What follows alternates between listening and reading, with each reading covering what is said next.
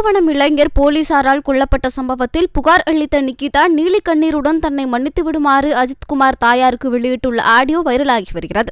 நானும் எங்கள் தாயும் தினம் அழுதுகிட்டு இருக்கோம். ஏன்னா நான் ஸ்டேஷன் போய் அறநிலையத்துறை அதிகாரிகளோட ஸ்டேஷன் போனேன்.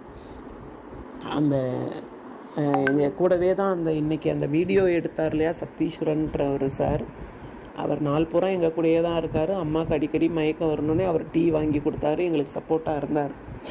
ஏன்னா இன்ஸ்பெக்டருக்காக நாங்கள் வெயிட் பண்ணிகிட்டு இருந்தோம் நடந்த விஷயங்களை சொல்கிறதுக்கு.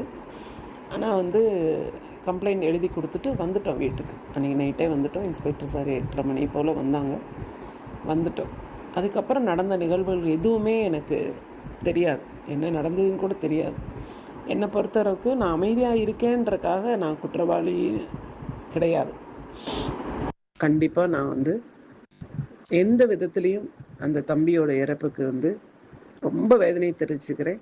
கம்ப்ளைண்ட் கொடுத்தேன், வீட்டுக்கு வந்துட்டேன். அது மட்டும்தான் எனக்கு தெரியுமே தவிர யாருக்கிட்டேயும் நான் கான்டாக்ட் பண்ணல.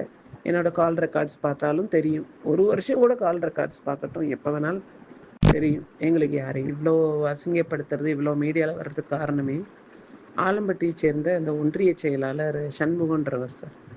அவர் இவருக்கு மூவேந்தனுக்கு ரொம்ப வேண்டியவர். அவர் என்னன்னா, இந்த பணத்தை வாங்குறத அவங்க திருப்பி நமக்கு கொடுக்கக்கூடாதுன்றக்காக இப்படியெல்லாம் திசை திருப்பி அவளை கேவலப்படுத்தி நம்ம வச்சுக்கலாம், செமிச்சிடலாம், அதை நான் எல்லாம் அசிங்கமும் படுத்துறேன்னு முனைப்பாக செயல்பட்டு வர்றார். 2011 இவங்க சொல்கிறாங்க சம்பவம் நடந்ததா, வேலை வாங்கி தரேன்னு மோசடி பண்ணதா. ஸோ அந்த டைமில் இவர்கிட்ட நான் பேச்சுவார்த்தை நடத்தி இந்த பணத்தை வாங்கி யார்கிட்ட கொடுத்தேன், இல்லை இந்த பணம் வாங்கும்போது நான் இருந்தேனா கூடையாவது, இல்லை என் கையில் கொடுத்தேன்னு சொல்கிறது மிகப்பெரிய அவதூறு. செய்திகளை உள்ளது உள்ளபடி தெரிந்து கொள்ள ரெஃப்ளெக்ட் நியூஸை சப்ஸ்கிரைப் பண்ணுங்க.